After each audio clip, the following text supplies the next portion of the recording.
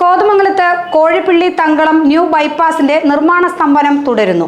1 കിലോമീറ്ററിനോളം ഭാഗമാണ് നിർമ്മാണം നിലച്ചുകിടക്കുന്നത്. മറ്റിടങ്ങളിൽ 1 മാസം മുമ്പ് 1ാം ഘട്ട ടാറിംഗ് നടത്തിയിരുന്നു. തങ്കളം കോഴിപ്പിള്ളി ന്യൂ ബൈപ്പാസിന്റെ നിർമ്മാണം കൊള്ളിക്കാട് ഭാഗത്ത് മാസങ്ങൾക്ക് മുമ്പ് നിലച്ചതാണ്. 1 കിലോമീറ്ററോളം ഭാഗത്താണ് നിർമ്മാണ സ്തംഭനം. സ്ഥലം ഏറ്റെടുത്തതുമായി ബന്ധപ്പെട്ടുള്ള കോടതി ഇടപെടൽ ഉൾപ്പെടെയുള്ള കാര്യങ്ങളാണ് ഇതിന് കാരണം. ഇപ്പോഴത്തെ സാഹചര്യത്തിൽ മഴക്കാലം ആരംഭിക്കുന്നതിന് മുമ്പ് ഈ ഭാഗത്ത് നിർമ്മാണ ജോലികൾ പൂർത്തിയാക്കി ടാറിംഗ് സാധ്യമാകാൻ ഇടയില്ല. മഴക്കാലത്ത് ഇവിടം ചെളിക്കുളമായി മാറാനും സാധ്യതയുണ്ട്. കലാ ജംഗ്ഷൻ മുതൽ കൊള്ളിക്കാട് വരെയും കോഴിപ്പിള്ളിയിലെ അവസാന ഭാഗത്ത് ഏതാനും മീറ്ററിലും 1ാം നിര ടാറിംഗ് 1 മാസം മുമ്പ് നടത്തിയതാണ്. മുടങ്ങിക്കിടക്കുന്ന ഭാഗത്തുകൂടി 1ാം നിര ടാറിംഗ് നടത്തിയാൽ മാത്രമേ 2ാം നിര ടാറിംഗ് നടത്തി ബൈപ്പാസ് നിർമ്മാണം പൂർത്തീകരിക്കാൻ കഴിയുകയുള്ളൂ.